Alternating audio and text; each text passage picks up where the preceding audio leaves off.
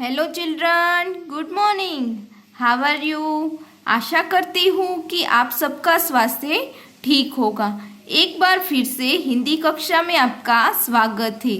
आज हम हिंदी वर्कशीट में चैप्टर नंबर 6 पोंगल है, उसमें 6.1 अपठित गद्यांश से वह पढ़ेंगे। आपने अच्छे से जो भी होमवर्क आगे दिया गया है वह कंप्लीट कर लिया होगा। कर लिया है ना? 6.1 अपठित गद्यांश, उसमें सबसे पहले हम एक गद्यांश रीड करेंगे अच्छे से एक बार। किसी गांव में गोपालदास नाम का एक किसान रहता था। वह बहुत निर्धन था तथा अमीर बनने के सपने देखा करता था। वह एक बार गांव में महात्मा पधारे। किसान ने उसकी बहुत सेवा की। उन्होंने किसान को एक मुर्गी दी जो रोज एक सोने का अंडा देती थी। इस तरह किसान की गरीबी दूर होने लगी। एक बार किसान बाहर गया था। किसान का बेटा धनराज घर पर था। वह शीघ्र अमीर बनना चाहता था। उसने सारे अंडे प्राप्त करने के लिए मुर्गी का पेट चीर डाला। मुर्गी मर गई, लेकिन कोई अंडा नहीं मिला। वह अपनी मूर्खता पर रो पड़ा। हमने ये गद्यांश से वह एक बार अच्छे से रीड किया। अब हम क्या करेंगे, इसको अच्छे से समझेंगे और उसके बाद इसके जो नीचे क्वेश्चन आंसर दिए हैं वह देखेंगे और समझेंगे। किसी गांव में गोपालदास नाम का, आपको यहाँ नाम लिख लेना है, नाम का एक किसान रहता था। किसी गांव में, कोई गांव है उसमें गोपालदास नाम का एक किसान रहता था। वह बहुत निर्धन था, यानी कि वह बहुत गरीब था। कौन? गोपालदास नाम का किसान था। वह बहुत निर्धन था तथा अमीर बनने के सपने देखा करता था। वह अमीर बनने के रोज सपने देखा करता था कि मैं कब अमीर बन जाऊं। एक बार गांव में महात्मा पधारे। एक बार उसके गांव में एक साधु महात्मा पधारते हैं। किसान ने उसकी बहुत सेवा की। किसान ने उसकी क्या की? सेवा की। कौन किसान? किसका नाम था? गोपालदास। गोपालदास नाम का एक किसान था। उसने क्या की? महात्मा की सेवा की। उन्होंने किसान को एक मुर्गी दी। किसान ने उसकी सेवा की, इसलिए किसान को उसने क्या दिया? मुर्गी दी जो रोज एक सोने का अंडा देती थी। जो रोज एक सोने का अंडा देती थी। इस तरह किसान की गरीबी दूर होने लगी। इस तरह किसान की गरीबी थी वह दूर हो गई। क्यों? क्योंकि मुर्गी रोज एक सोने का अंडा देती थी, इसलिए। एक बार किसान बाहर गया। एक बार किसान कहाँ गया? बाहर गया। किसान का बेटा धनराज घर पर था। किसान का बेटा यानी कि गोपालदास का जो बेटा था उसका नाम धनराज था। वह घर पर अकेला था। वह शीघ्र अमीर बनना चाहता था। वह शीघ्र यानी जल्दी से वह अमीर बनना चाहता था। कौन? किसान का बेटा धनराज। वह जल्दी से अमीर बनना चाहता था। उसने सारे अंडे प्राप्त करने के लिए मुर्गी का पेट चीर डाला। उसने क्या किया? मुर्गी का पेट चीर डाला। मुर्गी मर गई। मुर्गी क्या हुई? मर गई। लेकिन यहाँ पर आपको कोई दिया है, यहाँ आप कोई लिख दीजिएगा, ओके। लेकिन कोई अंडा नहीं मिला। लेकिन कोई अंडा नहीं मिला। मुर्गी के पेट में से कोई अंडा नहीं मिला। वह अपनी मूर्खता पर रो पड़ा। उसने क्या किया? मूर्खता भरा काम किया, इसलिए उसको अपनी मूर्खता पर अब पछता रहा था, इसलिए वह रो पड़ा, ओके। अब इसके नीचे जो क्वेश्चन आंसर दिए हैं वह हम रीड करेंगे और इसके आंसर लिखेंगे, ओके। फर्स्ट वन, किसान का नाम क्या था? किसान का क्या नाम था? किसान का नाम गोपाल दास था। सेकंड वन क्वेश्चन, किसान ने किसकी सेवा की? किसान ने किसकी सेवा की थी? किसान ने महात्मा की सेवा की। थर्ड वन, महात्मा ने किसान को क्या दिया? महात्मा ने किसान को एक मुर्गी दी। इसका आंसर होगा महात्मा ने किसान को एक मुर्गी दी। फोर्थ वन, मुर्गी रोज क्या देती थी? उसका उत्तर होगा मुर्गी रोज एक सोने का अंडा देती थी। मुर्गी रोज एक सोने का अंडा देती थी। इसके नीचे विलोम शब्द दिया है अमीर। अमीर का क्या होगा विलोम? गरीब। जीना मरना, होशियार मूर्ख।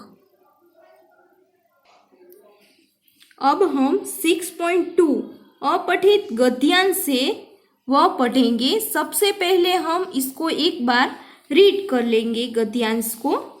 बहुत समय पहले की बात है, अर्जुन नाम का एक राजकुमार था। उसके पिता राजा पांडु थे। अर्जुन के 4 भाई और थे।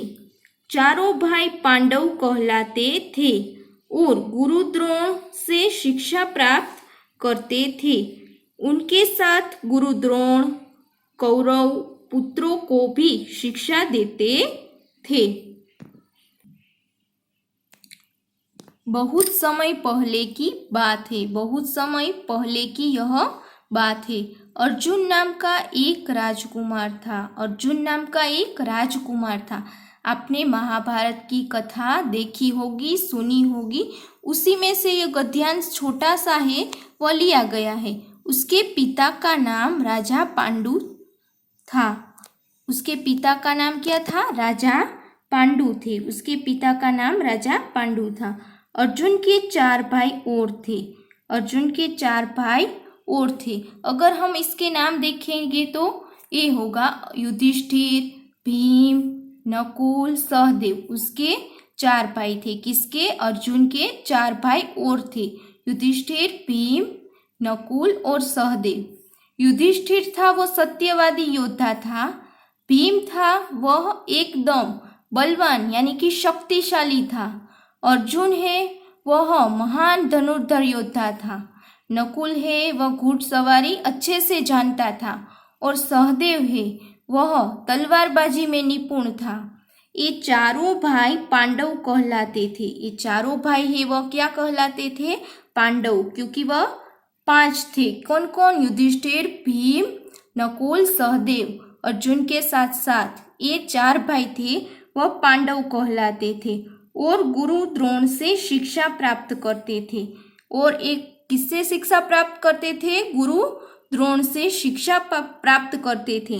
उनके साथ गुरु द्रोण कौरव पुत्रों को भी शिक्षा देते थे। उनके साथ साथ गुरु द्रोण है वह कौरव पुत्रों को भी शिक्षा देते थे। कौरवों की संख्या कितनी थी? 100 थी। क्यों? क्योंकि एक दिन महर्षि वेदव्यास हस्तिनापुर पधारे थे तो गांधारी ने उसकी बहुत सेवा की थी। कौरवों की माता का नाम गांधारी था। उसने वेदव्यास की बहुत सेवा की थी, इसलिए वेदव्यास ने गांधारी को 100 पुत्र होने का वरदान दिए। इसलिए कौरव की संख्या कितनी है? 100 है। अब आपको यह गद्यांश है वह अच्छे से समझ में आ गया होगा। अब हम इसके नीचे जो क्वेश्चन आंसर दिए गए हैं वह देखेंगे। किस नाम का राजकुमार था?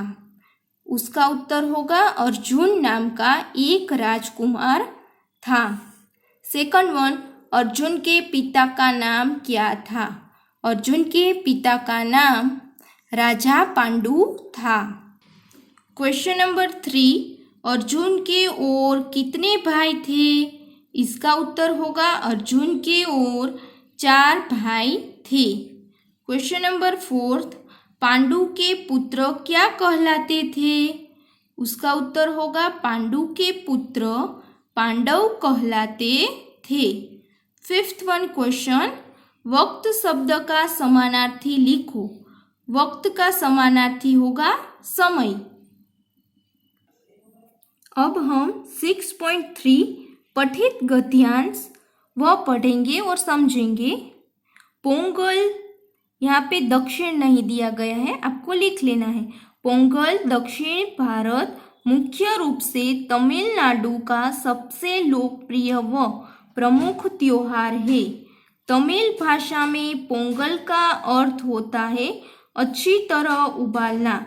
इस त्योहार को पोंगल इसलिए कहते हैं क्योंकि इस दिन सूर्य की पूजा होती है और सूर्य को जो प्रसाद अर्पित किया जाता है उसे अच्छी तरह उबाला जाता है।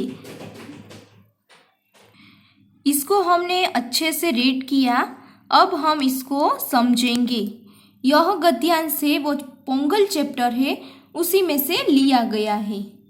पोंगल दक्षिण भारत मुख्य रूप से तमिलनाडु का सबसे लोकप्रिय व प्रमुख त्योहार है, यानी कि मुख्य त्योहार है। पोंगल का त्योहार है वह दक्षिण भारत का तमिलनाडु का सबसे लोकप्रिय त्योहार है। तमिल भाषा में पोंगल का अर्थ होता है, तमिल भाषा में पोंगल का क्या अर्थ होता है? अच्छी तरह उबालना, अच्छी तरह उबालना। इस त्योहार को पोंगल इसलिए कहते हैं क्योंकि इस दिन सूर्य की पूजा होती है। इस त्योहार को पोंगल इसलिए कहते हैं क्योंकि इस दिन सूर्य की पूजा की जाती है और सूर्य को जो प्रसाद अर्पित किया जाता है और सूर्य को जो प्रसाद अर्पण किया जाता है, समर्पित किया जाता है, उसे अच्छी तरह उबाला जाता है, उसे अच्छी तरह उबाला जाता है। अब हम इसके नीचे जो क्वेश्चन आंसर दिए हैं वह देखेंगे। फर्स्ट वन, पोंगल कहाँ का मुख्य त्योहार है? उसका उत्तर होगा पोंगल तमिलनाडु का मुख्य त्योहार है। 2, पोंगल के दिन किसकी पूजा होती है? पोंगल के दिन सूर्य की पूजा होती है। थर्ड वन क्वेश्चन, तमिल कहाँ की भाषा है? इसका उत्तर होगा तमिल दक्षिण भारत की भाषा है। फोर्थ वन क्वेश्चन, उत्सव का समानार्थी शब्द लिखिए। उसका आंसर होगा उत्सव का समानार्थी वर्ड है त्योहार। इसके नीचे पोंगल शब्द का अर्थ क्या है? पोंगल शब्द का अर्थ क्या है? उसका उत्तर होगा पोंगल शब्द का अर्थ अच्छी तरह उबालना है। आई होप आपको यह अच्छे से समझ में आ गया होगा। Okay children.